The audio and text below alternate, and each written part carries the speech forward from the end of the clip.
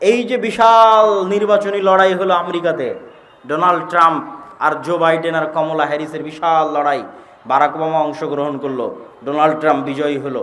এই নির্বাচনী লড়াইয়ের ধারে কাছে কিলোমিটারকে কিলোমিটারে আপনি ইহুদিদের দেখতে পাবেন না। অথচ ডোনাল্ড ট্রাম্প ক্ষমতায় আসুক আর কমলা হ্যারিস জো বাইডেন ক্ষমতায় আসুক, ক্ষমতা কার হাতে? ইহুদিদের হাতে। ক্ষমতা কাদের হাতে? কেন ইহুদিদের হাতে? ওই ডোনাল্ড ট্রাম্পও টাকা নিয়েছে ইহুদির কাছে, কমলা হ্যারিসও টাকা নিয়েছে ইহুদির কাছে।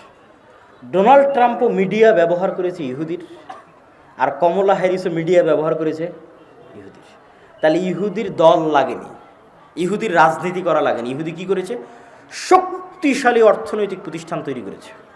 আমেরিকার সবচেয়ে শক্তিশালী অর্থনৈতিক প্রতিষ্ঠান ইহুদিদের, আমেরিকার সবচেয়ে শক্তিশালী মিডিয়া ইহুদিদের। সুতরাং ও ক্ষমতায় না গিয়েও ক্ষমতায় আছে। গত ২০-২০০ বছর ক্ষমতায় ছিল, এখনও ক্ষমতায় আছে। ইহুদি বিরোধী কোনো আইন, কোনো কার্যক্রম আমেরিকায় হতে পারবে না, যেই ক্ষমতায় আসুক না কেন। কেন? ও ইহুদির টাকা নিয়ে ক্ষমতায় গেছে, ইহুদির মিডিয়া ব্যবহার করে ক্ষমতায় গেছে।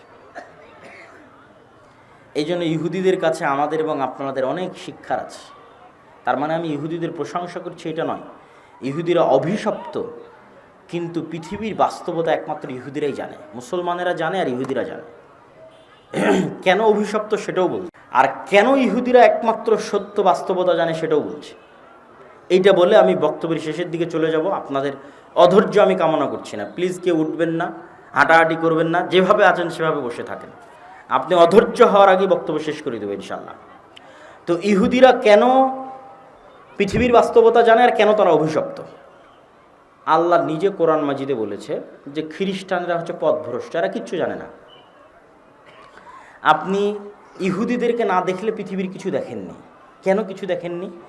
এখানকার একটা যুবক ছেলে যেমন বিড়ি সিগারেট মদ জুয়া আড্ডায় ব্যস্ত থাকে, উঠে গিয়ে যদি আর এক খ্রিস্টানের সাথে উঠা বসা করে, তো ওই খ্রিস্টানও মদ জুয়া আড্ডায় ব্যস্ত থাকে। সুতরাং এই পৃথিবীতে পার্থক্য করতে পারবে না। দেখবে সবাই তো আমার মতো, জাপান যাবে, কোরিয়া যাবে, হয়তো এতটুকু দেখতে পারে যে আমার চাইতে ওরা রোবোটিক মেশিনের মতো কাজ করতেছে, কিন্তু আর কোনো পার্থক্য দেখতে পাবে না। দেখবে রোবোটিক মেশিনের মতো কাজ করার পরে ওরাও ওই মদ জুয়া আড্ডা অবৈধ সম্পর্কে ব্যস্ত, আমিও মদ জুয়া আড্ডা অবৈধ সম্পর্কে ব্যস্ত। ও ধাক্কা খাবে কখন? ধাক্কা খাবে যদি কোনো ইহুদির সাথে কোনো দিন দেখা হয়, কোনো ইহুদি পরিবারের সাথে যদি কোনো দিন দেখা হয়, ধাক্কা খাবে, খেতে হবে। যেমন আপনাকে দুই একটা বলি, আমি নিজে বাস্তবে চোখে দেখে এসেছি, এই জন্য বলছি। আমরা মুসলমানেরা 2% দাড়ি রাখি না, ইহুদিরা 90% দাড়ি রাখে। 90% ইহুদি দাড়ি রাখে, এবং দাড়ি রাখার জন্য চুল পরিমাণ দ্বিধাও করে না যে দাড়ি রাখলে কে আমাকে জঙ্গি বলবে আর কে সন্ত্রাসী বলবে, আর ধারে কাছেও নাই। ওর দিন ওকে কট্টরভাবে মানতে হবে, এতে চুল পরিমাণ ছাড় দেওয়া যাবে না, না হলে ও মরে যাবে, পরাধীন হয়ে যাবে, গোলাম হয়ে যাবে, দাস হয়ে যাবে। অতএব মরবে কিন্তু দিনে চুল পরিমাণ ছাড় দিবে না। ও দিনের ওপর কট্টর কত ইহুদিরা, তার একটা উদাহরণ দিই আপনাকে। এমন কোনো ইহুদি রেস্টুরেন্ট পাবেন না যে ইহুদি রেস্টুরেন্টে ইহুদি হুজুরকে চাকরি দিয়ে রাখা নাই।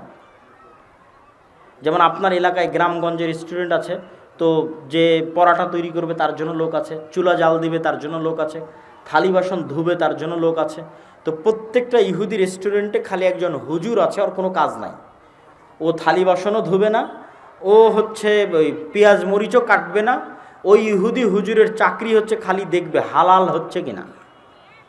কি বুঝলেন? দিনের বিষয়ে কতটা কট্টর ইহুদিরা, যে প্রত্যেকটা ইহুদি রেস্টুরেন্টে একজন ইহুদি হুজুরকে চাকরি দেওয়া আছে, ইহুদি রাবাইকে চাকরি দেওয়া আছে। সে বসে থেকে, চেয়ারে বসে থেকে খালি দেখবে রান্নার প্রসেস হালাল আছে কিনা। প্রথম চুলাটা হুজুর জ্বালিয়ে দিবে, ডিম ভেঙে দিবে হুজুর, মুরগি জবাই করে দিবে হুজুর, সকল প্রসেস হালাল অনুযায়ী হচ্ছে কিনা তা পর্যবেক্ষণ করবে হুজুর। এর বাইরে হুজুরের কোনো কাজ নাই। শুধু এই একটা কাজের জন্য প্রত্যেকটা রেস্টুরেন্টে বেতনভুক্ত ইহুদি রাবাই আছে। তাহলে ওর দিনের প্রতিও কত কট্টর হতে পারে, আপনি কল্পনা করতে পারবেন না কত কট্টর হতে পারে। তাহলে আব্দুল্লাহ ভাই, ইহুদিদেরকে যে আল্লাহ অভিশপ্ত বলেছে, ইহুদিরা অভিশপ্ত কেন সেটাও বলছে। আমরা মুসলমানেরা সত্য জানি, ইহুদিরা সত্য জানে। পৃথিবীতে আর কেউ সত্য জানে না। পৃথিবীতে জাপান, কোরিয়া, চায়না, খ্রিস্টান এমনি পাগল, এদেরকে ইবলিস শয়তান পাগল বানিয়ে রেখেছে। উল্লু বানিয়ে রেখেছে। এরা হচ্ছে পশু প্রাণীর মতো, দুনিয়াতে এসেছে, খাবে দাবে চলে যাবে। ইহুদিরা সত্য জানে, মুসলমানেরা সত্য জানে। মুসলমানেরা সত্য জানে, পাশাপাশি মুসলমানেরা চায় এই সত্যটা পৃথিবীর সব মানুষ জানুক, আর এই সত্যের উপর পৃথিবীর সব মানুষ আমল করুক। আমি একজন মুসলমান হিসেবে জানি মদ খারাপ, জুয়া খারাপ, তো আমি চাই একজন হিন্দুর ছেলেও যেন মদ না খায়, জুয়া না খেলে। মানে আমি একজন হিন্দুর জন্য কল্যাণকামী, হিন্দুর ছেলেও যেন মদ না খায়, জুয়া না খেলে। এবার এই সত্যটা ইহুদি জানে, মদ খারাপ, জুয়া খারাপ, কিন্তু ইহুদি চায় যে আমার ছেলেমেয়েরা কোনোদিন মদ খাবে না, কোনোদিন জুয়া খেলবে না, আর সারা পৃথিবীর প্রত্যেকটা মানুষ যেন মাদকাসক্ত হয়, প্রত্যেকটা মানুষ যেন জুয়ার নেশায় আসক্ত হয়। তার জন্য কি করা লাগবে তা আমি করব। এই জন্য ওরা অভিশপ্ত। কেন তারা এটা করতে চায়? এই জন্য করতে চায় যে আপনি মানুষকে যদি গোলাম রাখতে চান, পৃথিবীর সব মানুষকে যদি গোলাম রাখতে চান, তাহলে এগুলো ছাড়া গোলাম রাখতে পারবেন না। আপনি এখানে থেকে উঠে গিয়ে আমার বক্তব্যকে রিচেক করবেন। আমি বলেছি আপনি পৃথিবীর কিছুই দেখেননি যদি ইহুদিদের না দেখেছেন। এখান থেকে উঠে গিয়ে আপনি ইউরোপে বসবাসরত কোনো প্রবাসীকে কল দিবেন, আমেরিকায় বসবাসরত কোনো প্রবাসীকে কল দিবেন। কল দিয়ে বলবেন যে তুমি কি কোনো ইহুদি ফ্যামিলিকে দেখেছো তোমার 15 বছরে, 20 বছরে? যদি বলে হ্যাঁ দেখেছি, তখন আমি যা যা বলেছি তা চেক করবেন। আচ্ছা, ওই ইহুদি পরিবারের মুখে কি দাড়ি ছিল? হ্যাঁ বা না, কি উত্তর দেয়? 2, ওকে জিজ্ঞেস করবেন ওই ইহুদি পরিবারের ছেলে মেয়ে কয়জন? এটা মা এবং বোনেরা শুনবেন। ইহুদি পরিবারের ছেলে মেয়ে কয়জন? যদি বলে যে 1জন বা 2জন, তাহলে আবার আমার সাথে রাজশাহীতে, ঢাকায় গিয়ে দেখা করিয়েন যে এমন একটা ইহুদি ফ্যামিলি পেয়েছি যার ছেলে মেয়ের সংখ্যা 1জন বা 2জন। পাবেন না। প্রত্যেকটা ইহুদি ফ্যামিলিতে ছেলে মেয়ের সংখ্যা 5জন, 6জন, 7জন, 8জন, 9জন, 10জন, প্রত্যেকটা ইহুদি ফ্যামিলিতে। কিন্তু সারা পৃথিবীতে মানুষ যেন ছেলে হোক মেয়ে হোক, 2টি সন্তানই যথেষ্ট, একটি হলে আরও ভালো, এর পিছনে সবচেয়ে টাকা খরচ করে কারা? ইহুদিরা। সবচেয়ে বেশি টাকা তারাই খরচ করে। আপনি এখানে বসে থেকে ফোন দিবেন, তোমার আশেপাশে নিকটস্থ কোনো ইহুদি স্কুল আছে কিনা? খ্রিস্টান স্কুলের কথা বলিনি, কেন খ্রিস্টানেরা জানি না, ওরা তো পাগল, ওদেরকে তো আল্লাহ কোরআনে বলেছে ওয়ালাজ্জালিন, এরা পাগল, এরা কিচ্ছু জানে না। এরা ইবলিসকেও চিনে না, শয়তানকেও চিনে না। ইবলিস এদেরকে যেভাবে যা বলছে ওরা সেভাবে তা করে। খ্রিস্টান স্কুল না, ইহুদি স্কুল। ঠিক আছে, ইংল্যান্ডে অবস্থানরত কোনো ইহুদি স্কুল আছে? পেয়েছো তো? বলে হ্যাঁ। ইহুদি স্কুলে গিয়ে দেখো তো LGBTQ পড়ানো হয় কিনা। যে সমকামিতা আমার অধিকার, আমি সমকামী হতে পারবো একজন ছেলে অথবা মেয়ে হিসেবে, এই জিনিস ইহুদি স্কুলে পড়ানো হয় কিনা? প্রত্যেকটা খ্রিস্টান স্কুলে পড়ানো হয়, কিন্তু ইহুদি স্কুলে পড়ানো হবে না। যদি পান আমাকে এসে বলবেন যে কোনো ইহুদি স্কুলে পড়ানো হয়েছে। কোনো ইহুদি ফ্যামিলির সন্তান মাদকাসক্ত কিনা, জুয়ায় আসক্ত কিনা, মদের বারে যায় কিনা, আড্ডায় যায় কিনা, খোঁজ দিতে বলবেন। একটাও পাবেন না জুয়ায় আসক্ত, একটাও পাবেন না মাদকাসক্ত। কিন্তু সারা পৃথিবীর মানুষ যেন জুয়ায় আসক্ত হয়, মাদকাসক্ত হওয়ার জন্য চেষ্টা করবে। কেন? মাদকাসক্ত হলে গোলাম, জুয়ায় আসক্ত হলে গোলাম। আর ওর ছেলে মাদকাসক্ত, জুয়ে আসক্ত হবে না মানে ও প্রোডাক্টিভ থাকবে, সবচেয়ে বড় সায়েন্টিস্ট হবে, সবচেয়ে বড় ডাক্তার হবে, সবচেয়ে বড় ইঞ্জিনিয়ার হবে, পৃথিবীকে নেতৃত্ব দেবে। আর বাকি সবকে মাদকাসক্ত, জুয়ে আসক্ত করবে কেন? সবগুলো যেন গোলাম হয়। এই জন্য আপনি ইহুদিদের দেখলে পৃথিবীর সত্য বুঝতে পারবেন যে পৃথিবীর সত্য কি। আর বাকি কাউকে দেখে পৃথিবীর সত্য বুঝতে পারবেন না। কেন? ওরা সবাই পাগল, ওদেরকে আল্লাহ অলরেডি কোরআনে পাগল বলে রেখেছে, যে ওরা জানেই না কি সত্য কি মিথ্যা। সুতরাং ইউরোপ আমেরিকায় গিয়ে খ্রিস্টান সাদা চামড়াদের মদের বারে দেখে হতাশ হওয়ার, পথভ্রষ্ট হওয়ার কিছু নাই। ওরা জানেই না মদের বারে গেলে কি ক্ষতি আছে, আর অবৈধ সম্পর্কে লিপ্ত হলে কি ক্ষতি আছে। আপনি ইহুদিদের দেখেন, ইহুদিরা জুয়ায় আসক্ত, মাদকাসক্ত এবং নন প্রোডাক্টিভ কিনা, LGBTQ তাদের পাঠ্য বইয়ের মধ্যে তারা রেখেছে কিনা, ধার্মিক ইহুদিরা। সম্মানিত উপস্থিতি, এই পয়েন্টটা কী জন্য তুলে ধরছিলাম? এই পয়েন্টটা এই দৃষ্টিকোণ থেকে তুলে ধরছিলাম যে শক্তিশালী প্রতিষ্ঠান প্রতিষ্ঠা করতে হবে, এটা আপনি ইহুদিদের কাছ থেকে শিখবেন। যে আমাদের শক্তিশালী মিডিয়া নাই, আমাদের শক্তিশালী অর্থনৈতিক প্রতিষ্ঠান নাই। এখান থেকে আরও একটা জিনিস শিখবেন যে আমাদেরকে আমাদের দিনের উপর কি হতে হবে? কথা বলেন না যে কি হতে হবে? আমাদেরকে আমাদের দিনের উপর কি হতে হবে? কট্টর হতে হবে। আমরা তো কলোনিয়াল মাইন্ড সেট আপ, এটা আমার বক্তব্যের আজকের শেষ পয়েন্ট। আমরা তো কলোনিয়াল মাইন্ড সেট আপ বহন করে বেড়াচ্ছি। 190 বছর ব্রিটিশদের গোলামি করছি। ওই 190 বছর ব্রিটিশদের গোলামি করার কারণে আমাদের রক্তের মধ্যে, আমাদের অজান্তে আমরা গোলামি বহন করছি। কিভাবে আমাদের অজান্তে আমাদের রক্তের মধ্যে গোলামি বহন করছি? আমি নিজেও এই বিষয়ে অবগত ছিলাম না। যখন ইংল্যান্ড ক্রস করে ফ্রান্স, ইতালি এবং স্পেন, এই 3টে দেশে গেছি, তো স্পেনের এমনও এয়ারপোর্ট পেয়েছি যে এয়ারপোর্টে এক্সিট শব্দটা পর্যন্ত ইংরেজিতে লেখা নাই। এতটা পরিমাণে স্প্যানিশরা, ইতালিয়ানরা, ফ্রান্সের মানুষেরা ইংরেজিকে ঘৃণা করে। আমার এটা ধারণা ছিল না যে ইংরেজি ভাষা জেনে পৃথিবীর কোনো দেশে আমি চলতে পারবো না, এটা অসম্ভব। প্রত্যেকটা দেশে চলতে পারবো, কিন্তু ইংরেজি ভাষা না জেনে যে ইউরোপেই চলতে পারবো না, এটা আমার জানা ছিল না।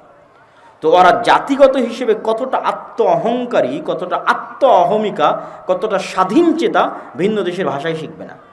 আমি বলছি না যে ইংরেজি শিখতে হবে না, এটা বলছি না, কিন্তু আমরা যে নিজের অজান্তে ইংরেজি শিক্ষাকে গুরুত্ব দিয়ে ফেলছি, শিখছি, শিখতেও হবে, কিছু করার নাই। এটা আমাদের অজান্তে, আমাদের রক্তের মধ্যে থাকা 190 বছরে ব্রিটিশদের গোলামির কারণে। এটার আরও প্রমাণ নেবেন, আমাদের ক্লাসমেট ছিল মদিনা ইসলামী বিশ্ববিদ্যালয়, আফ্রিকান মুসলিম দেশ, ওদের সেকেন্ড ল্যাঙ্গুয়েজ ফরাসি। তো তোমার সেকেন্ড ল্যাঙ্গুয়েজ ফরাসি কেন? তো আমি যেমন ইংল্যান্ডের গোলাম ছিলাম, ও ছিল ফ্রান্সের গোলাম। তো ও ফ্রান্সের গোলাম ছিল, ওই জন্য ওর সেকেন্ড ল্যাঙ্গুয়েজ ফরাসি। আমি ইংল্যান্ডের গোলাম ছিলাম, আমার সেকেন্ড ল্যাঙ্গুয়েজ ইংরেজি।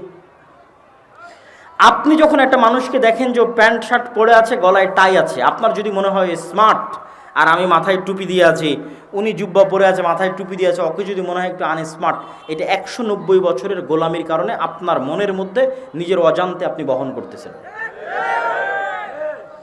এই যে আর্মি, পুলিশ ইত্যাদিতে প্রত্যেক দিন অফিসিয়াল নিয়ম হচ্ছে দাড়ি চাচতে হবে, অফিসিয়াল নিয়ম। কেন? এটা স্মার্টনেস। ওরা কোত্থেকে পেয়েছে বলেন? এই আর্মি পুলিশ দাড়ি চেছে জবে আসতে হবে, এই নিয়ম কোথায় থেকে পেয়েছে? এই আর্মি ছিল পাকিস্তান আর্মির খণ্ডিত অংশ, পাকিস্তান ছিল ইন্ডিয়ান আর্মির খণ্ডিত অংশ, ইন্ডিয়া ছিল ব্রিটিশ আর্মির খণ্ডিত অংশ।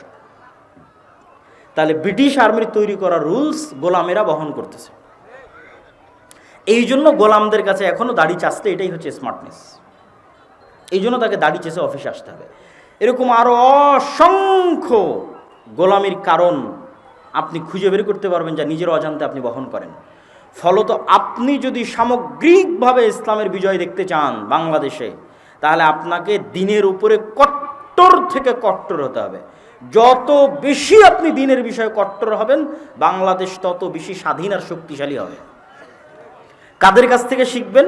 ইহুদির কাছ থেকে শিখবেন, হিন্দুর কাছ থেকে শিখবেন। ইহুদিরাও আর দিনের উপর কট্টর থেকে কট্টর। কেন? ও জানে যে আমি আমার দিনের উপর যত কঠোর হব, তত আমি শক্তিশালী, তত আমি স্বাধীন। আপনার পার্শ্ববর্তী দেশ ভারতেও হিন্দুরা তাদের দিনের উপর কট্টর থেকে কট্টর হচ্ছে, আরও কঠোর হচ্ছে, আরও কঠোর হচ্ছে। কেন? ওরা জানে যে আমরা আমার দিনের উপর যত বেশি কঠোর হব, আমরা তত বেশি স্বাধীন, তত বেশি শক্তিশালী হব। তো আপনি বাংলাদেশে চারিদিক থেকে এরকম হিন্দুত্ববাদী রাষ্ট্র ঘেরা অবস্থায় আপনি যদি বলেন যে না, আমি আমার দিন পালন করব না, সালাত পড়ব না, দাড়ি রাখবো না, পাঞ্জাবি গায়ে দিব না, দিনের সব বিষয়ে ছাড় দিবেন, তো আপনি অবশ্যই গোলাম থাকবেন। আপনার গোলামি বাবারকাত হবে, দীর্ঘস্থায়ী হবে। আর আপনি যদি বলেন যে না, ও যেমন দিনের বিষয়ে কট্টর হয়েছে, আমি দিনের বিষয়ে কট্টর হব, আমি দাড়ির জন্য জীবন দিয়ে দিব, টাকনোর উপরে কাপড় পরার জন্য জীবন দিয়ে দিব, আল্লাহর নবীর প্রত্যেকটা সুন্নাত পালন করব, তো আপনার দেশ স্বাধীন থাকবে, আপনার দেশ শক্তিশালী থাকবে। 1 মিনিট বক্তব্যের সারমর্ম করে দিচ্ছি, আপনারা প্লিজ ধৈর্য হারা হয়েন না। আজকের যে বক্তব্য আলোচনা করলাম, এই বক্তব্যের সারমর্ম কি? এই বক্তব্যের সারমর্মের একটা অংশ পাবেন মাসিক আল ইতিসামের এই মাসের নভেম্বরে, আর একটা অংশ পাবেন ফিলিস্তিন, জেরুজালেমের এই যে বইটা নতুন বের হয়েছে, এই বইয়ে ইহুদিদের সম্পর্কে, তালেবান, আফগানিস্তান সব বিষয় বিস্তারিত পাবেন। সারমর্ম হচ্ছে, ইসলামকে সামগ্রিকভাবে বিজয়ী করা দরকার না দরকার নয়? একটু জোরে বলেন, দরকার না দরকার নয়? দরকার। ইসলাম সামগ্রিকভাবে বিজয়ী হলে আমরা সবচেয়ে বড় উপকার কি পাবো? নাগরিক রাষ্ট্রীয় সুযোগ সুবিধা, ন্যায় বিচার, ন্যায়পরায়ণতা পাবো। প্রতিষ্ঠা করতে হলে কি কি লাগবে? 1, ব্যাপক দাওয়াতি কাজ লাগবে। 2, কি লাগবে বলেন? সমাজের মানুষের সাথে সম্পৃক্ত হতে হবে। 3, শক্তিশালী প্রতিষ্ঠান লাগবে। 4, কলোনিয়াল মাইন্ড সেটআপ থেকে বের হয়ে আসতে হবে, নিজের দিনের উপরে কট্টর হতে হবে। আল্লাহ সুবহানাহু ওয়া তাআলা আমাদেরকে তৌফিক দান করুক, আল্লাহুম্মা আমিন। ওই প্রশ্ন উত্তর আছে, আর ওই যে মাদ্রাসাতে একটু গামছা ছেড়ে দেওয়ার জন্য। আচ্ছা, মাদ্রাসার জন্য সহযোগিতার জন্য আপনাদের মধ্যে যাবে, আপনারা একটু আপনাদের সহযোগিতার হাত, প্রশ্নোত্তর আছে, অধৈর্য হয়েন না, যারা বসবেন তারা বসে থাকেন। আর মাদ্রাসার পক্ষ থেকে গামছা নিয়ে আরো আগে যেতে হতো, আরো আগে বলতে বক্তব্যের শুরুর দিকে যেতে হতো, যখন মানুষ বসেছিল। প্রশ্ন উত্তর এই তোমরা কারা যাবা, তাড়াতাড়ি যাও, দেরি হয়ে গেল তো। প্রশ্ন উত্তর আছে আব্দুল্লাহ, প্রশ্ন তো দেন, প্রশ্ন দেন। যে কটা মারা যায়। শায়েখ, ফরজ সালাতের পর কি সম্মিলিতভাবে মোনাজাত করা যাবে? এক প্রশ্নের উত্তর আমরা আর কতদিন দিব? শায়েখ, আমি একজন কাপড় ব্যবসায়ী, আমি দোকানে নিত্য নতুন মডেলিং